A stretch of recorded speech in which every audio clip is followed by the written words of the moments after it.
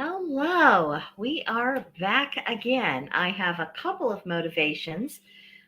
Number one is I wanted to do another test run before going live with Georgia tomorrow. That feels pretty important to me. I want to feel confident tomorrow afternoon. And my other motivation is because I have a brain full of thoughts and I want to get some of them out of my head. So while I'm waiting to see if anyone happens to join me, I'm going to be sharing the link to this. Actually, I go to YouTube to find the link. But yeah, I want to spread the link around to the social media just like I did yesterday. I think that would be good. Okay, here is the live stream.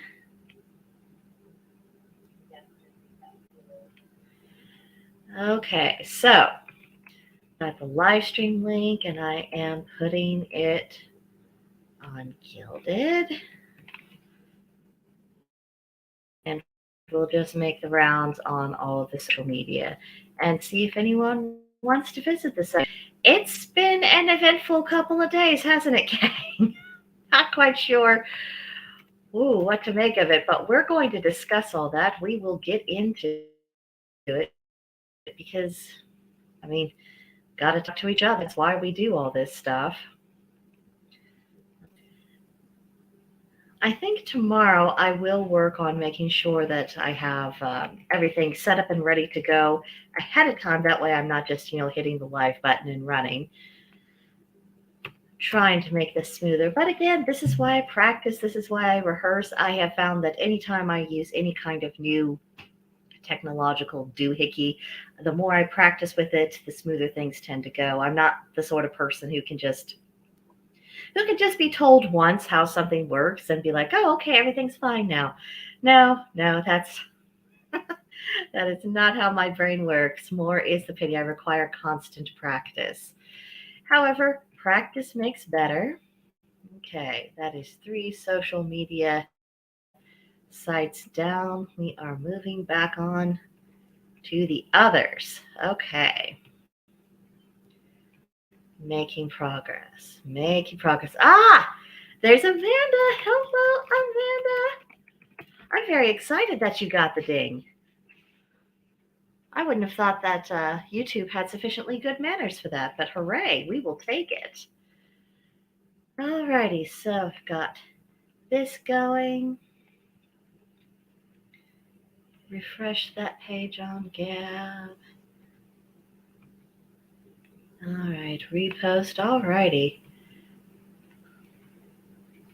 So how are you today, Amanda? I am checking the screens back and forth as I post the links, so trying to make this slightly less boring. Oh, yeah, definitely got to figure out how to get this all set up ahead of time. That way I can spread the links before we begin, and that way tomorrow when George and I are ready to start, I'm not distracted. Oh, technology, it's so much harder work than people give it credit for. I was actually surprised today that we weren't hearing a lot more commentary about the events of last night than what I did. I suppose everyone's resting, everyone's sleeping.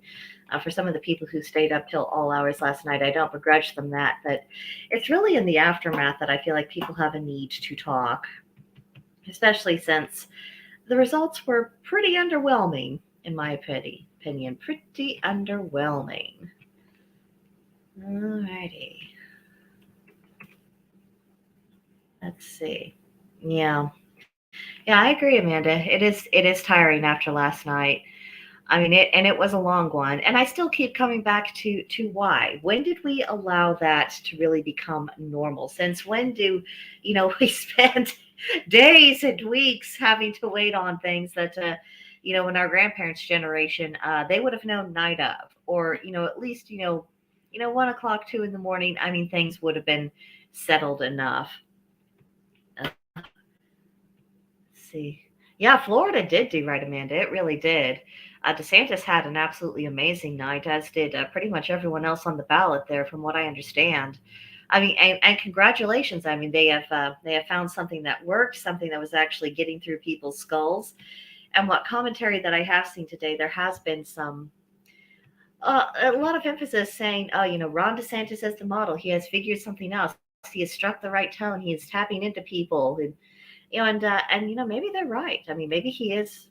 He's taken the lessons that he's been seeing, and he's been noticing what has been resonating with people, what hasn't, what works, what doesn't, and now he's getting to reap the benefits. And at the very least, I think he has established that if he wants a further political future, he can have it. I think that's definitely pretty evident. Okay. Just a couple more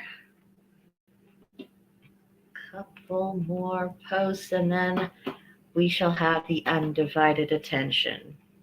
All right, so there's that.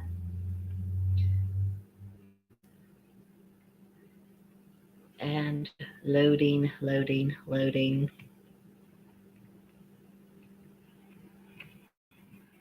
Okay, and done. Okay. Alrighty.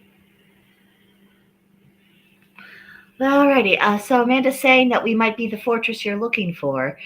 I mean, certainly something in that style. I think that would be very useful for any state that even leans red. I think that would be a step in the very much the right direction.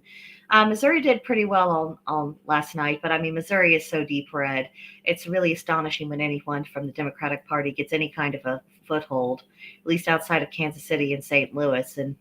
But I even saw some red areas in their counties. So, apparently they didn't entirely let us down. So I will give credit where credit is due. But now that I've got all the steps out of the way, first, now that I'm situated, I want to report a crime. You see, yesterday's broadcast, if you were listening in the beginning, you might have heard a very loud crash. And if you see behind me on the china cabinet up in the corner, that little fluffy tail, oh yeah, that's Isadora. And this, you see that brokenness? That is what she did. My little sugar bowl that I've had for over 10 years was sitting on top of the china cabinet yesterday. And she decided that as she jumped up on there, she needed to knock it off. And I'm not saying that she was purring after she did it, but I'm also saying that she was not purring. She seemed pretty unrepentant, pretty pleased with herself. So that happened. I think with a little bit of super glue we'll be all right. But I mean, honestly, bad kitty. Very, very bad kitty. There's so much, crashing down around us in the world. I mean, does the cat have to destroy my nice, pretty things too? And what's really annoying is that this particular sugar bowl, I only really bring it out for November, just because I like the soft, muted tones. I think it mimics what nature's doing outside, and it gives me all the nice, warm, Thanksgiving-y seasonal vibes, and the cat had to mess with it. It is a conspiracy, and I'm going to have to form a plan to root out this evil in my own home. Oh, but so now that I have told on my cat and elicited some sympathy, those midterms, that wasn't a red tsunami. That was not a red wave. I heard Ben Shapiro describe it as a red trickle, and judging from his overall tone in his broadcast, that was a charitable description of the evening. Now, it could have been a lot worse. A lot of seats could have absolutely have gone the wrong way, and I think there's a lot to be thankful for that it didn't go any worse than it did. But considering what's going on, considering the state of the economy and the profound unpopularity of Joe Biden and Kamala Harris, and honestly, a lot of really, really prominent people in the Democratic Party, considering all of that, considering how people are rejecting a lot of the woke ideology, with the pushing the really explicit, what they're calling sex education, but what's really gender identity education in the schools. A lot of parents have been rejecting that and showing up for it, even in very blue areas. Even though people are really rejecting the line from the critical race theory, of which there's apparently being of European descent is original sin, and you're only capable of bad things. And if you're of any other skin tone, then you are perpetually victimized. People have been rejecting that.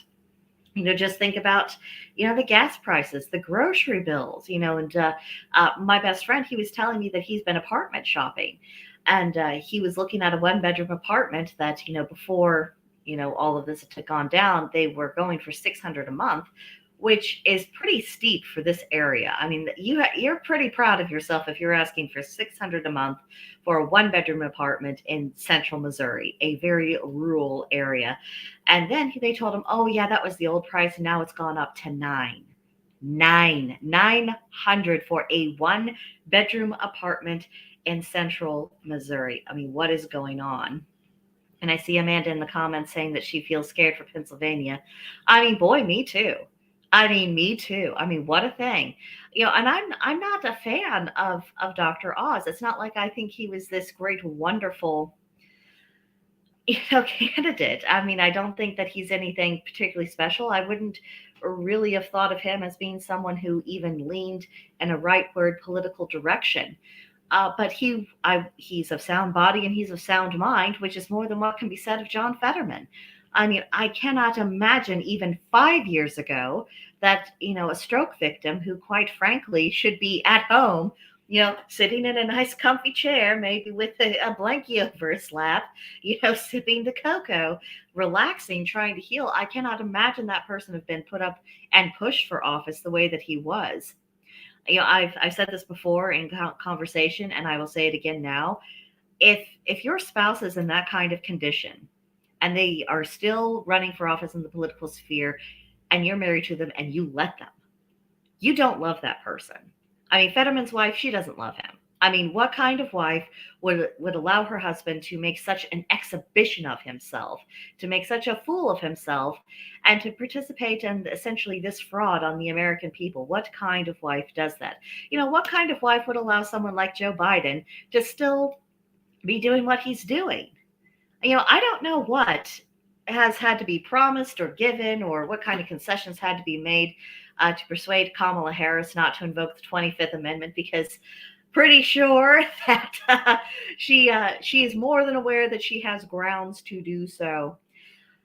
I don't, but I mean, at the end of the day, Kamala isn't Joe Biden's wife. She doesn't have any kind of emotional attachment. She hasn't built a life with him, a lot of other things. So, but Jill Biden has. So, she doesn't care anything about him. I guess he's just a means to an end to whatever position and power she's exercising behind closed doors. And hello to Pumpkin Tarot, who said that Fetterman probably had skeletons in the closet and had to repay on a favor. I mean, it wouldn't surprise me. I mean, we are talking about the political classes. These aren't exactly upstanding citizens. I look at most of them and I think, these are the absolute dregs of society, with a very few exceptions. I mean, these are the dregs of society. These are the most dangerous and the most prolific criminals, in American civilization. And they're in public office, being paid for and fed on our dime through taxpayer money, spending our cash, like it was monopoly money. It's absolutely astonishing what they get up to. I came up in the Gilded group the other day that the business model between the traditional mafia and the business model of essentially all politicians today, eerily similar. Pretty well indistinguishable. And if I had to choose one over the other, I'd probably choose the mafia. I mean, at least they would have some acknowledgement of who they are, how they do business, and that it isn't about fairness, right, wrong, principles, or anything else. This is simply the way they do things, and you can like it or lump it. And if you aren't willing to do either, they will simply remove you from the board. There's a little bit more straightforwardness with that. Oh, and Amanda, hooray for Vance, though. His grandma would be proud. Yeah, heard about that. That is good news. I wanted to look at the midterm election results because I pulled them up here. Let's see. As of right now, let's see. I want to refresh the page just to make sure. Okay, it's loading now. All righty. Yeah, it says F is up right now. They have 48 confirmed Democratic seats, 48 confirmed Republican seats. According to this map, let's see, are we? Yeah, we're in the Senate. According to this map, Arizona is leading Democrat and Nevada is leading Republican. It looks like at this point that, I mean, we could end up with another 50-50 split. Georgia, of course, is going into a runoff in all probability. So, I mean, that definitely could have could have gone a lot better.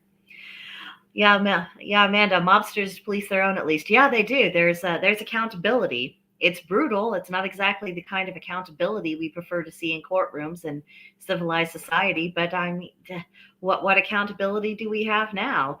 I mean, I remember after the recent death of Queen Elizabeth II, I heard a lot of Americans saying, "Oh, I'm so glad we don't have a monarchy, and so bad about this, that, and the other." And our British cousins overseas, they've really got things wrong. And I'm thinking, I don't know how loudly we can crow over them. Like, oh, we don't want people, in these lifetime positions, holding on to power for that long. Well, what do we have in the Senate and the House of Representatives? How long has people like Pelosi been there? And Chuck Schumer and Turtle Man, the one. Well, Mitch McConnell. How did I forget his name? All of these people who've been in office for a billion years. They have homes to go to. They can certainly afford them. Why are they not saying, what? I've done a lot of work. Maybe I just want to go home, kick it back with the cocktail, spend some time with the grandchildren while I can still remember their names. I mean, just the sickness in their souls, the way they are clinging on to power. I mean, it's just, it's past time for a serious conversation about that. Yeah, and Amanda, I agree with you. Georgia is very disappointing. I would have liked a more clear-cut result. And that's really what I feel about a lot of these things. Now, of course, with, the mail-in ballots and everything else. I mean, just has everyone really forgotten that mail-in ballots were not a thing before COVID, and that absentee ballots you used to have a very good reason. Either you were in the military and overseas, or you had a really, really good reason for why you could not vote in person on the day. I mean, this normalization of, oh, let's just have voting month and it'll take forever to get the results and we'll just mail in things. And if you do show up, we're not going to ask for ID and all this other stuff. I mean, give me a break. I mean, if you are conducting business like that, you have no intention of being honest. This is about having the tools to win at any cost. And that's really all that it is. Now, I want to go back to the website that's looking at the current results for the House. Currently, they have 187 Democratic seats, 204 Republican seats. They did flip 12 seats, which was good. The Democrats flipped 4. I do not know how that happened. I mean, how do you look around at the world and say, you know what I need is more Democratic policies, not less? I don't know how someone makes that calculation. We do have some areas that they still haven't firmly decided. A lot of those areas do seem to be leaning blue. A couple of them are leaning red. We'll have to see. I guess the Republicans will probably take control of the House, but I mean, it's not going to be by any significant margin. I mean, I don't know what is going on.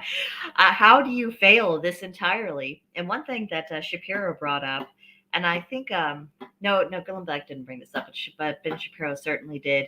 He said that anyone who failed this entirely in this kind of environment, when you had so much going in your favor as the out of power party, you had so much going for you to really make a sweep. To have not made that sweep, I mean, the people who were involved in strategizing and campaigning, all these things, they need to lose their jobs. And honestly, they should probably just not get involved in politics, because whatever they were doing was not working. Not working. Let's see. Paula Berlinski, the Lord will defeat you. I don't know what to tell you. If you are referring to the religious aspect, I am not going to apologize for my religion. Last time I checked, the First Amendment applied to absolutely everyone in America, and provided you are not using force or intimidation to try to force other people to join you in your religion, it really is no one's business who someone prays to. One of the reasons and motivations why colonies were set up on this continent to begin with was because of Christian on Christian persecution. That's why I think that the idea that some people have in their heads that if, oh, America just needs to be a Christian nation and then everything will be fine, they are not looking at the history of Christianity. They are not looking at the history of really costly, bloody conflicts between different denominations. I mean, the Reformation, that was absolutely brutal. And when we think about the Inquisition, when so many people were executed by being burned at the stake, let's be clear, the vast majority of those victims, they were not, and I repeat, were not people who were pagan. They were not people who were witches. They were fellow Christians, Christians who should have been safe amongst their own people, and they were not safe. Shame on them. And shame on the people who aren't looking at that history, or who do look at the history and think, oh, well, it wouldn't happen this time. And as for Tarot Destroyer, looking at your scriptures, I will say to you what I told Paula Berlinski. It is not within your power to tell me who I should worship, how I should practice, and at the end of the day, the God that you apparently pray to, that is not someone I answer to. I understand that the premise of the main Abrahamic traditions hold that there is one God who is all powerful, almighty, and he's the one who says what goes. But at the end of the day, let's remember that's a belief, it is an opinion. And I understand how dearly some people have that opinion.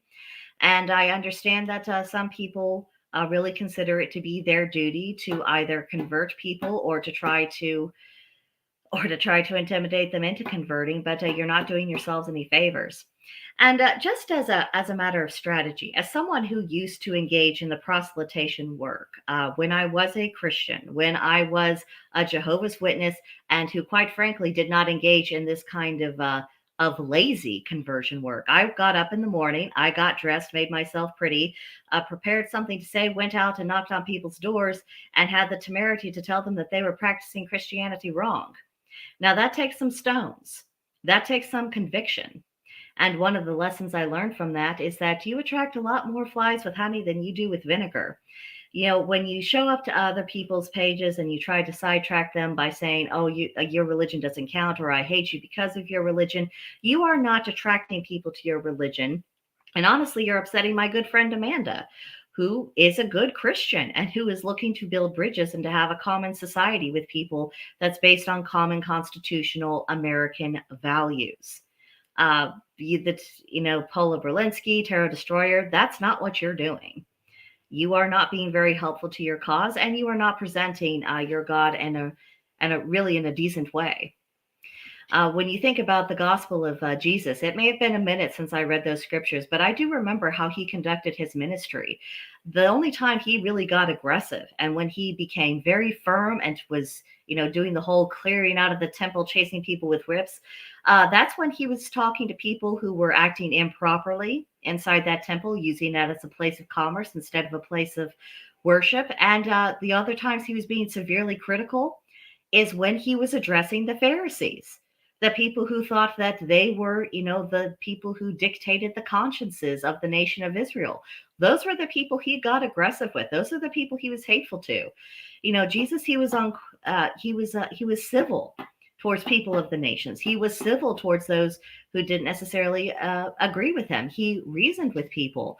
And if you really want to consider yourself a Christian, and that literally means to follow the steps of Christ, it looks like you need to go back and do a little bit of reading in your own source material, because what you're doing today, that has to do with your own vanity. It has to do with your desire to find a scratching post, and with you thinking that you can just show up on someone and show them disrespect. And speaking of that, before we move on back to the election, which is really what I want to talk about, I just want to make it clear, I don't go to Christian channels and start telling them how horrible I think they are or how much I disagree with them. I don't tell them about how they need to convert to paganism. I don't go on there and start telling them what I think they ought to be doing with their lives. That is their space. I respect that space the same way as I would a church. I'm not going to stand up in a church and start telling them about how they need to convert to my beliefs. And I certainly would not tolerate anyone, stepping into a circle if I was holding a ritual or having a celebration or just engaging in a simple meditation, that isn't the place. You do not get to interrupt people while they're at worship. I mean, that's not American behavior. And I really don't have any use for this. I do not have a lot of tolerance for people right now who are not interested in abiding by American principles, because those principles we find in the Constitution, those are common human principles that the vast majority of religions around the world agree with. And we agree with them because these are human values. These are values, and these are boundaries that enable people of many different faiths, many different ethnicities, many different schools of thought to be able to coexist in a peaceful and a dignified way. The failures of our country have come from not applying them. That's where our failures are coming from. If you want a better society, Paula Berlinski and Tarot Destroyer, you need to start thinking about American values, and you need to do a little bit more worrying about your relationship with your God rather than trying to tell other people what to do. So that's all I have to say about that. Now, back to the election. I want to look at the governors, and since it's refreshed the page, I want to see what was refreshing. Okay. All righty. Cooperate, computer. Oh, I swear. Efficiency, wouldn't it be wonderful? Aha, here we are. So currently, as it stands, we have 22 confirmed Democratic governors. We have 22 confirmed Republican governors. Currently, let's see, we do have several states that, the governors weren't currently up for election. I know Missouri wasn't up for election this time around. Currently, of those that are still undecided, we have Arizona that is leaning blue, which is really incredibly disappointing. I thought Carrie Lake was a really strong candidate. She expressed herself in a very beautiful, authoritative way, and she knew how to handle the media, which, I want to just let this be known to the rest of the GOP. You need some people who understand how to handle the media. And she wasn't wild. She wasn't radical. She wasn't this loose cannon. She had a very commanding, dignified presence, and quite frankly, that's something the party could use. I mean, and her opponent ran away from Project Veritas. Her opponent wouldn't debate her. Her opponent, wouldn't answer a straight question from anyone. I mean, it is really revolting when I look at the I suppose what will be the prevailing governor in Arizona, when I look at the John Fettermans of this world, when I look at the Gretchen Whitmers of this world. I mean, my God, the people who voted for Gretchen Whitmer, you deserve whatever you get. I mean, she has shown you who you are, and if you can't wake up and smell the coffee, I mean, I don't think there's anything that I or anyone else can do for you. But I mean, just look at the caliber of the opposition. These are not impressive people. These are pathetic nothings. And still, you have, I suppose, enough fortification, or you have enough people who will just vote blue no matter who. It's really shameful. Now for the states that have Republican governors that are in the lead, that's Alaska, Nevada, Vermont, and New Hampshire. We'll see how that goes. I think there needs to be a lot more coordination between the governors in red states. I really do. I think the ones who are having some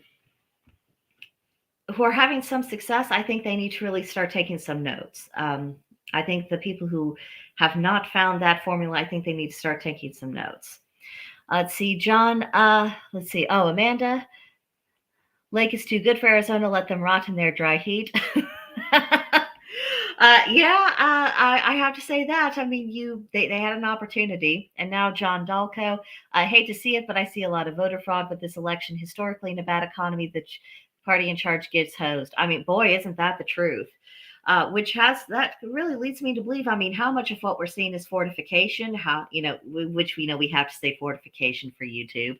How much of that's fortification, and how much of it is just brain dead zombies?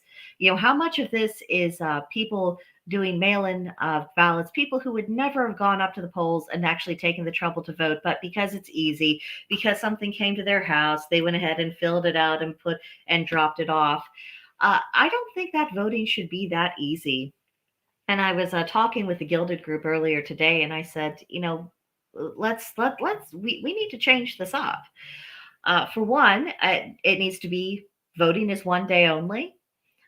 Voting needs to be, the count needs to begin immediately. We need to have same day results. If you get enough people involved, it can be done. I don't want to hear about, excuses. If we need to find more volunteers, let's start making the case for more people volunteering. But I just don't want to hear about it, about how it just can't be done. Of course, it can be done. We did this for 2 centuries. We managed. Also, I think all paper ballots. I know that people love looking at technology, and they always think that more technology is always going to be the answer, and that's going to be the next big thing. But I don't think so. Not in this case. Not when it comes to voting. Do paper ballots. You know, maybe I remember after we set up the Iraqi nation with elections, how after people voted, they got a little purple stain on the finger, to prevent people from voting multiple times. Maybe we should be doing that. A little bit of security would go a long way. Voter ID. And honestly, I think it's past time to do away with all mail-in ballots. I think unless you are overseas and in the military, no absentee ballot for you. I'm done with it.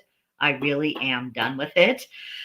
And also, I think it's time to start exploring the idea of raising up the voting age to 21, unless that person is in active military service. I think we need to reconsider the ideas about why the age of legal majority was changed to 18 instead of 21, because for most of our history, it was 21. You were of age when you were 21, and now we're treating it as 18. Part of the issue is, there are some legitimate questions about when do people really gain maturity, but when people become mature and mature enough to start making adult decisions, part of that also has to do with whether or not they were expected to actually take on real responsibilities in life. I mean, that's the thing. We have a lot of spoiled kids who were never expected to do much more than, sort of go to school, sort of do their homework. Okay, you can play, your video games and nothing much else. I don't think it's been beneficial for them. I don't think it's helps kids to expect so little of them. I think kids are capable of a lot more if people will just say that, you've got to, get up and make your bed. You've got to take responsibility for doing your own laundry. Yes, you should be learning to cook. When I was growing up, both my brother and I, we were expected to cook. By the time we were teenagers, certainly, we were expected to cook dinner for the family once a week, sometimes more often. If my mom especially was working a lot and couldn't make it, we were expected to pick up that slack. We were expected to keep the house in decent order. We were expected to keep our rooms in order. I don't think it's bad to have expectations, and I don't think it's wrong to have standards. And I also want to say that I do have some sympathy for parents, because I know that in a lot of states, it's getting to the point where if you simply forbid your child from doing something, that they'll consider that abuse, and people having to worry about CPS and all this other stuff. I know it's not a good situation, but I also know that just carrying on with this is, it's not working. And John Dalco, I did see you change draft to 21 and then vote at 21. I'm comfortable with that. I really am. I'm good with that. I could see that if it was a time of real national emergency, having to dip into the 18-year-olds. But apart from that, 21 all the way. 21. Oh, let's see. So now I wanted to get out my tarot cards today, specifically, not just because, we've had this election and we have all this upheaval going on in the country and so on and so forth, but also because I have felt kind of a shift in the atmosphere that I haven't felt for a couple of years. Before 2020, about once a month, I'd do a tarot reading on just kind of world events or what was going on with the people around me, just to get an idea of, the temperature. And lately, I haven't really been doing that. I stopped doing it in 2020 just because everything was chaos. Everything was in flux. There was nothing at all solid to stand on. And you can't make heads or tails in that situation. You might catch hold of one current, but with everything else in so much motion, you can't really build upon it. But for the past, I want to say 8 to 9 months, I really feel like things have begun to solidify. And this morning, when I started looking at things and hearing people's reactions, I am absolutely feeling that sense of things being solidified. So I thought, you know what? It's time to get out the cards again, see if we can see what's what. I'm doing a 5-card spread. It's lined out like an equal armed cross. The first card represents the current situation. The card beneath it is actually the third card, and it represents what's in the pathway of the most likely outcome, which is beneath that. Now, what's in the pathway? It can be something that helps. It can be something that hinders. It can be something that could be used in either direction, depending on how wisely you handle it. Now, the second card off to the side represents the challenge that we said. And also, the fourth card represents a hidden influence. And Pumpkin Tarot, I notice you don't have a mod. Could I be your mod? I can patrol the chat, make lists, and turn up every stream. You know what? How do I do that? Let's see. How do I get a... No, let's hide. Star, I need to figure out how to do that. And yeah, let's discuss that further, Pumpkin Tarot, because that would be rather useful. Because it would get rather tedious if we start getting, these oh, I'm not sure what to call them. These these zealots into the chat. It's going to be tedious to have to give them a little sermon of my own each and every time. And I don't want them to annoy people. So, yeah, definitely you and I talk later. And yes, trolls. There we go, John Dalco. Trolls is an excellent word for them. Yeah, but Pumpkin Tarot, we need to discuss that later about making you a moderator, just because I would greatly appreciate the help. And I'll click on the name and you have options. I think I might need to do that on YouTube. Let me see, because I'm looking at it through StreamYard right now. Let me pop over to my YouTube. Let's see. Okie dokie. Aha, here we are. Okay. Oh, thank you to everyone who smashed the like button, by the way. Add moderator. There we go. Okay. Pumpkin Tarot is now a moderator for your channel. Excellent, excellent. And many thanks for volunteering. And hello to Patty. Can't hang out for long as you're visiting family. Oh, Hassel sends me love. Have an awesome stream. Thank you, Patty. I appreciate the support. Much love to you, and I hope you enjoy your visit. Oh, alrighty. So let's get this tarot spread underway. Okay.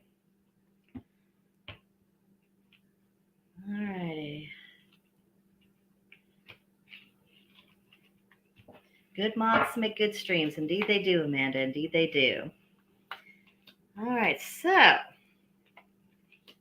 here's what we have got, folks.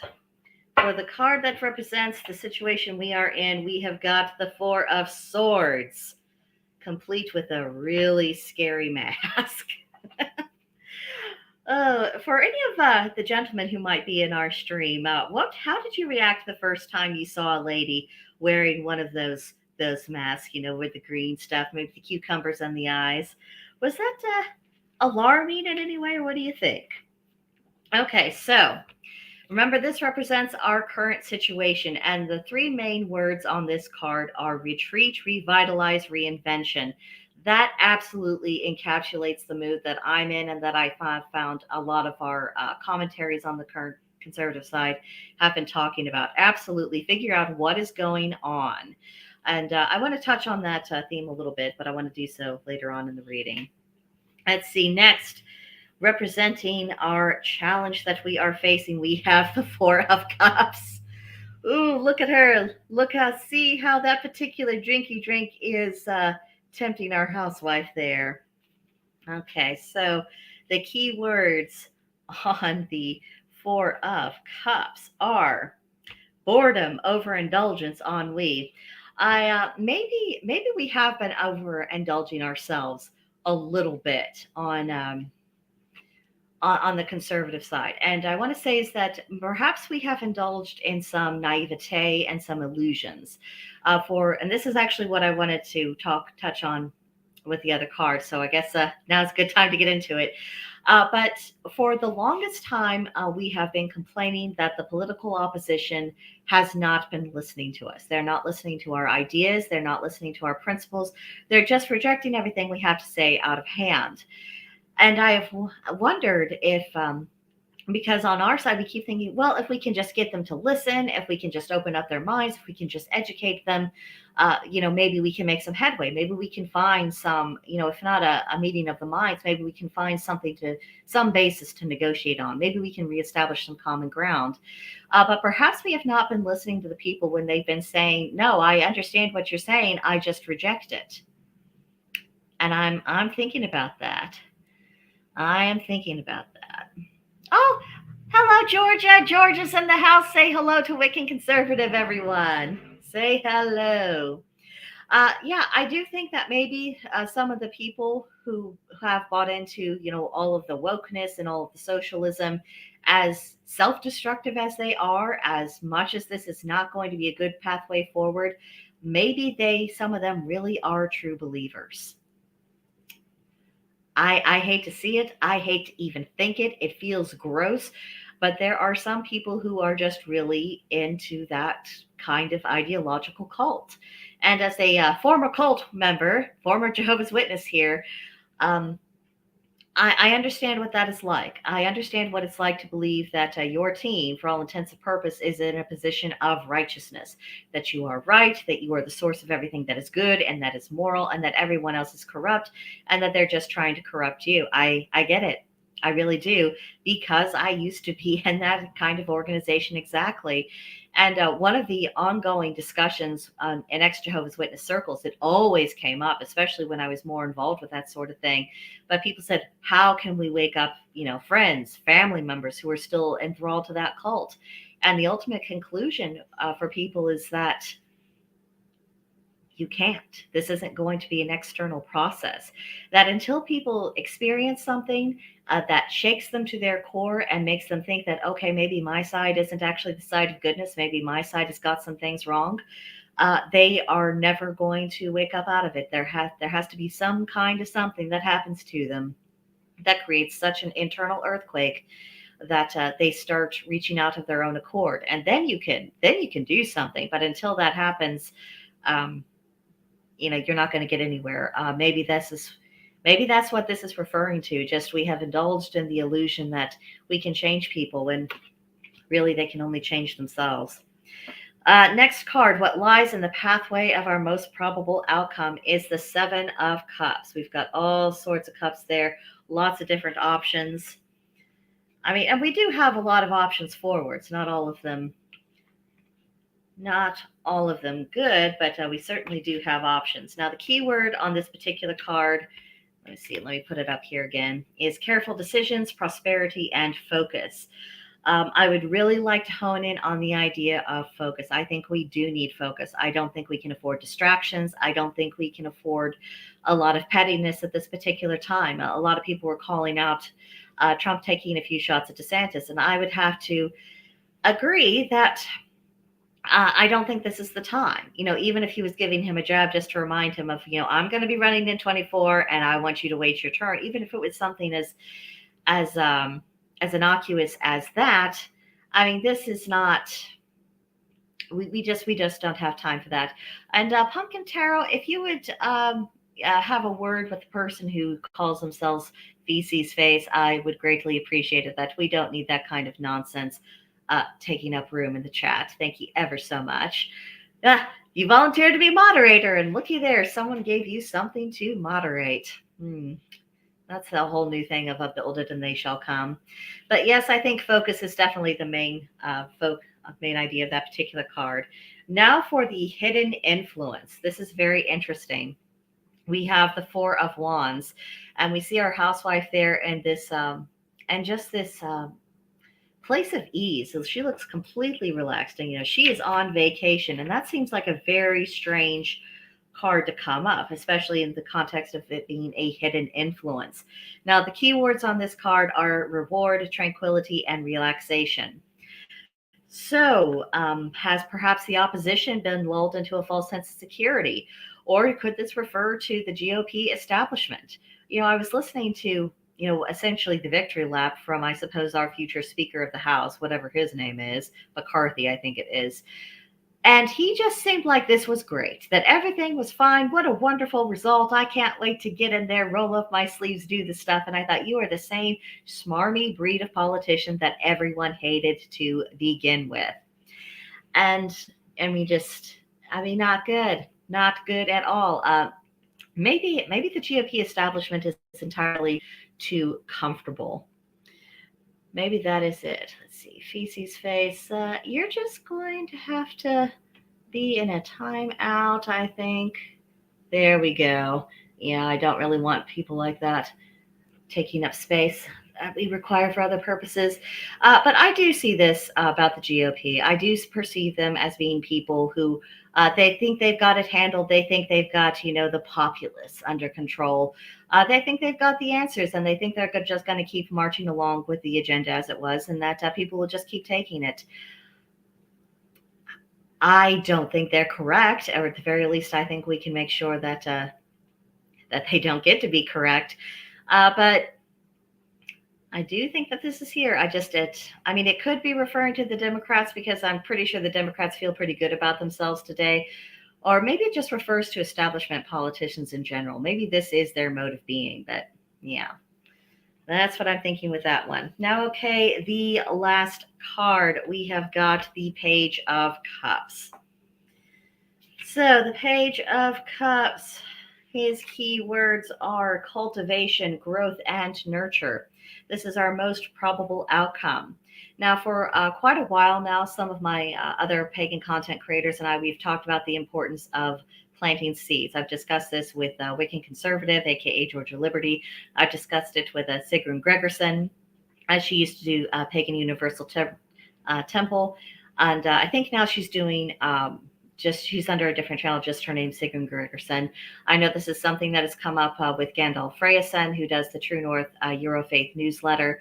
It's this idea of we've got to plant the seeds, we've got to water them, we've got to nurture them. We have got to start thinking about things in the long haul. So if it's any comfort, this hasn't been the results that we wanted on this particular occasions.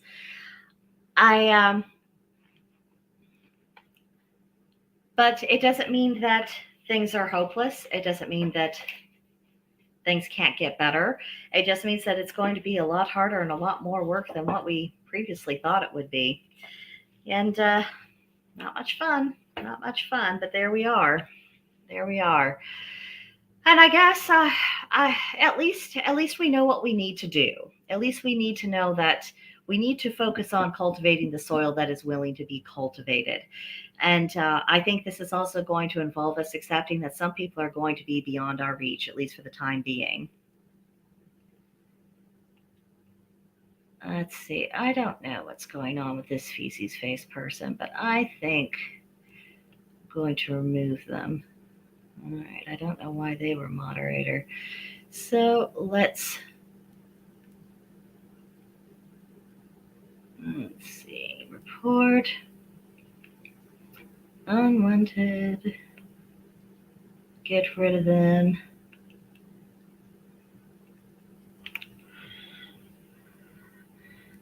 Sorry about that, everyone. I thought with a name like Pumpkin Tarot that we were actually getting a decent person, but apparently not.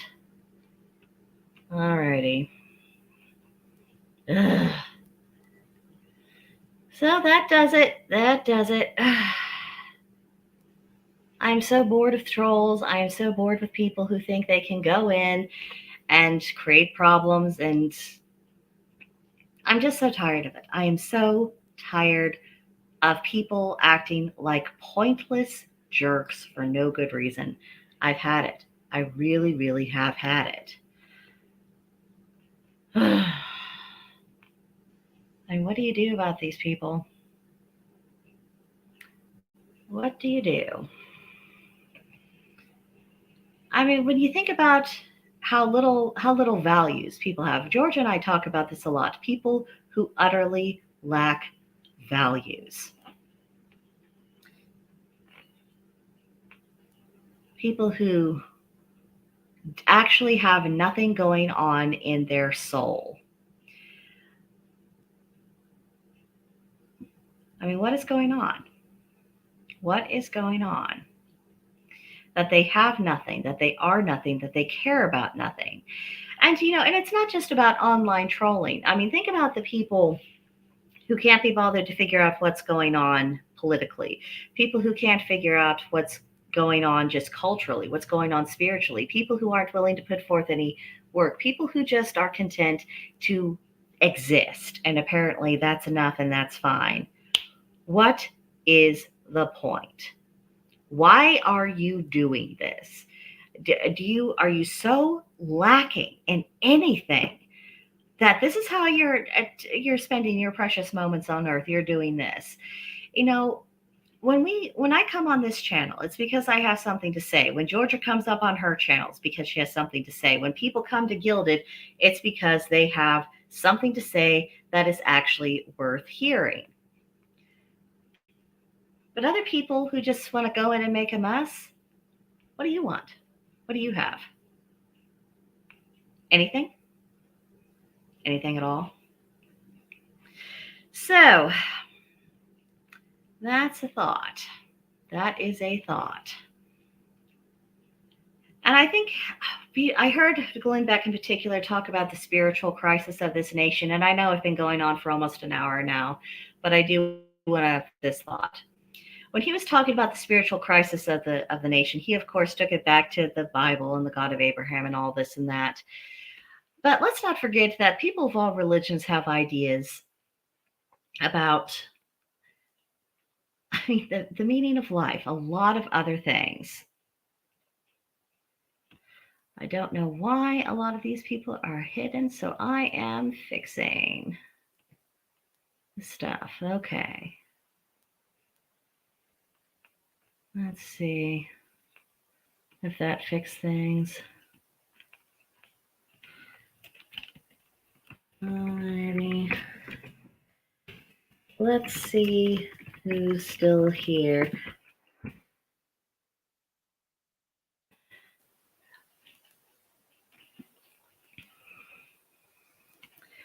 Alrighty, so about the spiritual crisis. I lost my thought there for a minute, having to deal with this moderator thing. I'll tell you what, we will be doing things slightly different in the future. But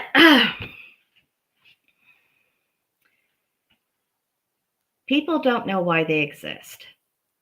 That's what the real spiritual crisis is. And this isn't something that can be fixed by people, going back to the church of their childhood or discovering a new religion or something else. What it really is, what the real problem is that people do not know why they exist. They don't know what they're living for. They don't know what matters.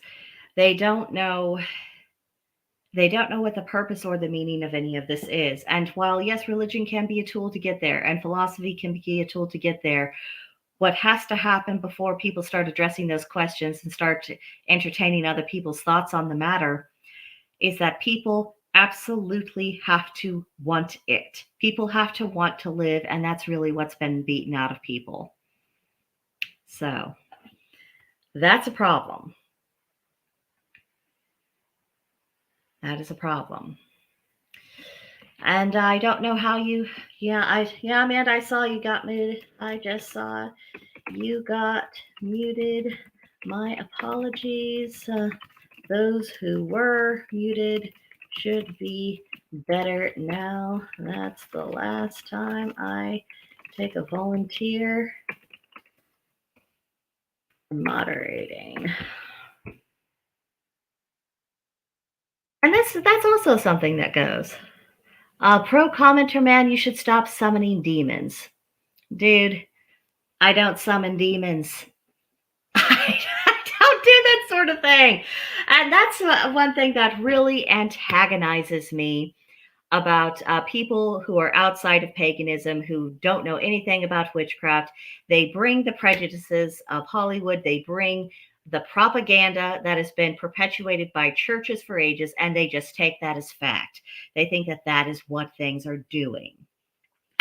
I'm really sick of the ignorance. I am really sick and tired of the ignorance. And here's the thing: when it comes to conversations between people of an Abrahamic background and people who are of a pagan background, most people of a pagan background, many of us were raised Christian, and many of us are not only more than familiar with the church background that we were raised in, we also investigated the theologies of other churches. Oh, I'm a witch. Witches are liars. Pro commenter man.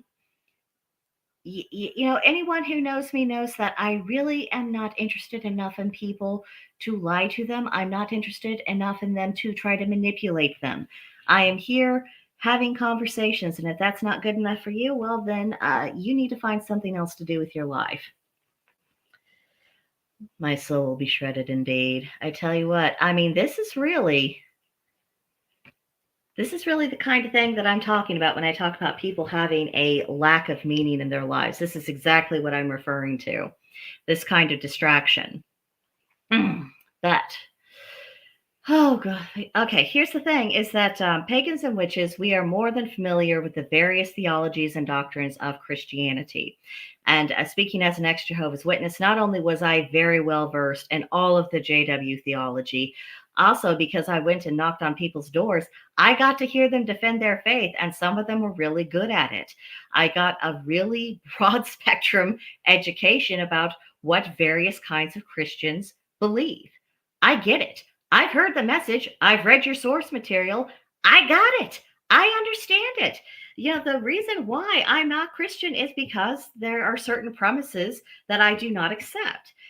And I understand what those premises are, and I can define them for anyone who chooses to ask me about it and who actually wants to get into that conversation. But here's the thing: Christians, Jews, Muslims, people of non-pagan religions, you don't know what we believe. You know what the propaganda is. You know what perhaps your minister told you to think. You know that. You don't know facts. You don't know what's real. And you aren't investigating. You aren't just sitting down and having a conversation. And for the Christians who came on this live stream and were creating a ruckus, I just want you to know I see the difference between you, and I see the difference between my friend Amanda. Amanda is willing to sit down, ask a question. When she asks me, what do I think and what do I think it? I know she actually wants the answer. She wants to understand. She is not here to tell me that I'm going to go to hell. She's just here to understand why I think what I think. That is noble, and that is following the example of Christ. And other people, you're not interested in finding out. You're just, and that's what I'm thinking. I'm thinking of the nastiness that's coming from this Abrahamic world. It's coming from people who've been feeling under threat of the political left. And so a lot of these people have learned the exact wrong lesson, and they think that anyone who doesn't share their spiritual team jersey is somehow the enemy who's out to get them. So they look for someone. I find it interesting that people have shown up on a small channel rather than showing up on a place like Sticks, Hacks, and Hammers. And they're saying, I'm just going to use this person as a scratching post, and I'm just going to punching bag, and I'm just going to try to do this and that and unsettle them and everything else. I find it very interesting. You're here because you're looking for someone to bully. And good luck to you, dearie. Clearly, you've been gravely misinformed as regards my character if you think that's happening. Oh, my. But, I mean, that is the psychology. You are facing a big evil. You are facing the evil of leftism. You understand how dangerous the Marxism is. You know what that means for your religion, because Marxism is very anti-religious. They might put up with some people for a period of time to achieve their political goals, but in the long run, they are never, ever going to accept you. And at some point, you'll be part of the people who will need to be eliminated. So you see that danger. And so I'm too scared to face that. I don't know how to do anything productive. So I'm just going to find someone who I think is weaker than myself, and I'm going to try to beat up on them. That's who you are. And people of that mindset, I'm here to tell you, you have a lot more in common with the left than what you think. The church of woke, the ones telling you that you have to do the pronoun thing, you have to affirm this, you have to celebrate every sexuality but your own, you have to do this, you have to do this. We are the source of virtue. You have to accept you're the bad guy if we tell you are. You have to accept you're the victim if we say that you are. Our way is the only right way. Their mentality is exactly the same as yours. It's exactly the same as the mentality I was raised around with Jehovah's Witnesses. It is the same thought process. It's just being expressed in slightly different ways. It's just as authoritarian, it's just as intolerant, and it's just as anti American. You are all the same in my eyes. The roots of your ideas are coming from the same thing. And you're just, and sometimes people try to convince me that, because their leaf looks something different from someone else's leaf, that somehow it actually is different. She's a witch who preaches against Marxian dogma. Indeed, witches are a fool. Paula Bolensky. I tell you what, we've got a real crop of weirdos today. If you look at any of European pagan influences and foundational materials, things like the Celtic triads, things like the Havamal, the Norse myths, the poetic and the prose Edda, a lot of the Celtic myths, what survives of them, the Mabinogi. You look at these things and you will see the values of striving for personal excellence, of looking after members of your family, of upbuilding your community. It's about taking responsibility for your own affairs. It's about working hard for a living. It's about conducting oneself honorably. Nothing about that is compatible in the least degree with Marxism or collectivism or all of their nasty stuff on the spiritual trees, because it isn't about controlling other people in paganism. It's about learning how to master yourself. It's about being the best person you can possibly be and making the most of your natural talents and shoring up what your weaknesses of you can. It's about forming healthy, mutually beneficial relationships with people, whether we're talking about within your family structure, within your marriage, within a community, within business dealings. I mean, that's what it's about. It is about healthy. It's about, acting in accordance with the natural ebb and flow of nature and making sure that you are doing the give and the take and that you are conducting yourself honestly. That is what it's about. Not control, not manipulation, not lies, societies cannot exist when you have too many lies built on top of one of the other. Why do you think our own society is collapsing right now? It's because too many people accepted too many lies for too long with zero accountability. And when pagan civilizations fell, I have to believe that one of the reasons why that was permitted to happen is because, for one, the gods don't protect us from the consequences of our own actions. That is one of the chief lessons they teach us.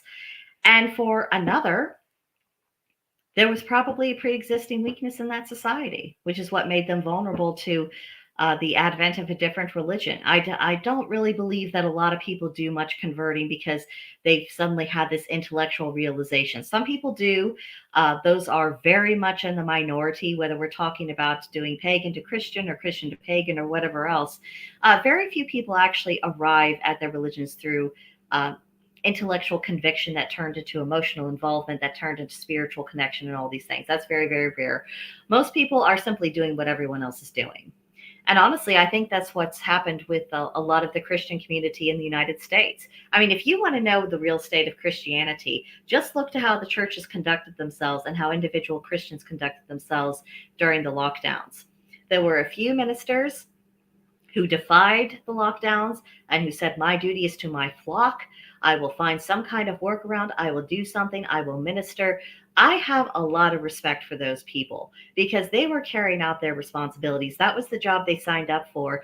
And they signed up for that job, whether it was fair weather or foul. But the vast majority of them didn't do it. Maybe they phoned it in through, Zoom and Skype. Yeah, because, that's always worked out so well. But most of them didn't do it. They didn't care. They were not concerned. They were not handling the responsibility that they had agreed to undertake. And a lot of the parishioners How many people were reading their Bibles in their homes?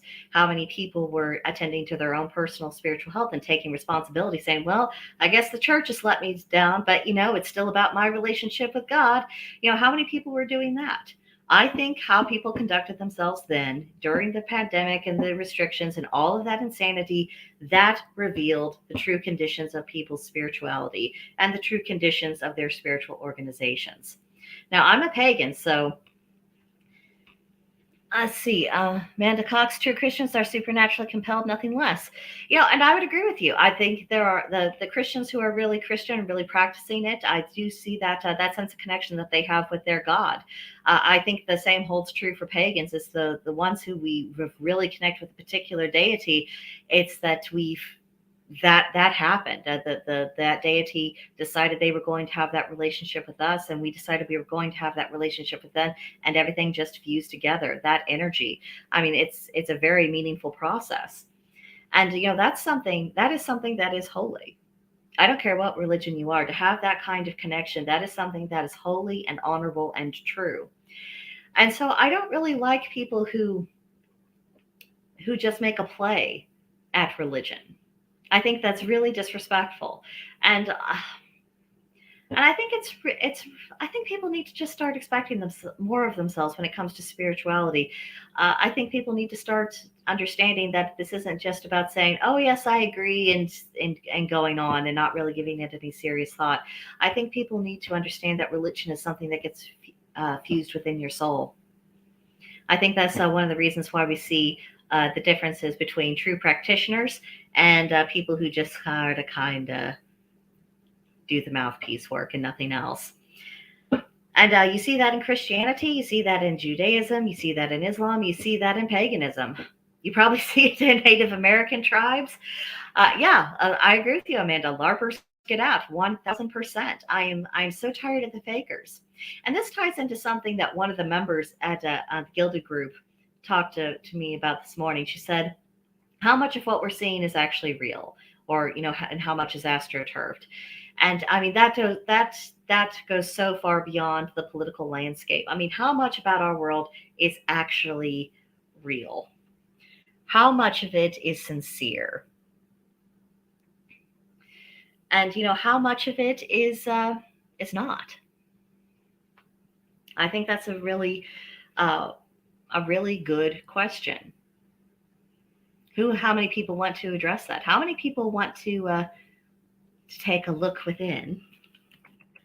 Be added here, Amanda. How many people actually want to do that work? Because I'll tell you one thing, with anyone who's doing real spiritual work, and I think this is regardless of spiritual path, people who are really doing that spiritual work, they get taken to some pretty scary territory, not because that deity is trying to frighten them, but because you are being confronted with the truth of yourself. You are having a mirror held up to your soul. That's not a small thing. And that can be incredibly, incredibly intimidating. And at the end of the day, I'm not really sure how many people are actually up for that responsibility. I mean, how many people want to? I mean, people have bought into this idea that you can drift through life. You don't have to act. I mean, how many people have farmed out raising their children to, the video games or the television or social media, or, the teacher will take care of it. How many people have said, oh, I don't want to deal with the politics, so I'll just pretend like it's not happening and hope for the best. How many people have just surrendered that idea of actually being invested in life? And that goes back to the point that started this little bit of a ramble of the spiritual crisis of the nation. It is a real thing. Now, I have some disagreements with people about what the remedy might be, but we have some problems. We have some problems, and I think it's time for us really to address those. So I've been going on for over an hour and 8 minutes. I've got a few things off my chest. We are having a group chat on the Gilded group today. It's going to be about astrology. Last time we looked into our birth charts. This time it's going to be a lot more informal and looser. Just bring your memes about astrology, bring your frustrations about trying to learn it, bring what progress you've made since the last time we've talked. Anything on that topic, let's let's discuss. Let's see how this goes, and let's do what we can with it. Let's because there's a lot of energy that's represented by these planets and the arrangements and how everything fits together. It's a lot of it's a lot going on. So let's see if we can help each other learn a little bit and interpret things, and also have some discussions about how can we use the energy that is prevailing to our advantage. Because that's the thing. I mean, no matter how rough a retrograde is, I mean, if you know how to use that energy, you can use it for good purpose. And it's been a rough retrograde season. I mean, and we're not through it yet. We're still going to have some stuff lingering on into January. Let's see, and including Mercury. Mercury goes retrograde in very late December. Thankfully, it's after the holidays, so we're not going to have a big Mercury retrograde while we're all sitting down to Yule and Christmas dinner with our relatives. Which, yay! Who needs that kind of communication issue at a time like that? Uh, so I mean that's good, but then but a few days later, Mercury will be going into retrograde, and that's going to be. I think it'll still be. I think Mars will still be retrograding then. I'm not sure about the planet Uranus or not. I think it is, but I would really want to double check my astrological calendar. But yeah, I mean, we've got a lot of stuff going on in the skies, and it's all that energy is whirling together. So let's see if we can mix some lemons out of the lemonade and just see what we can do. But thank you for those who attended, who were actually here for the right reasons. Many thanks to Amanda, who's been a warrior in the comments section. Those who got muted by the dum dum because I thought that person was a friend and clearly they were not. My apologies first and foremost, and also you should be able to see things. Now I've taken you off of mute, so let me know if you have any further problems on my channel, because we will get that sorted out. And yeah. Tarot destroyers are legend and should be respected. Oh, good grief. Yeah, I bet they are. I bet they are. Alrighty, thanks for tuning in, everyone. Georgia and I will be going live at, let's see, noon Central, 1 p.m. tomorrow. We're going to be talking all about Thanksgiving and what a unifying holiday that is, or at least what a unifying holiday it used to be. I'd like to see that restored, but I have to tell you, after today, I don't feel all that terribly unified with my fellow citizens. But, well, Georgia and I, we will do our best for you. We'll see what we can do. So, that will do it for now. Bye, guys. See you tomorrow, or see you tonight if you show up for the astrology chat.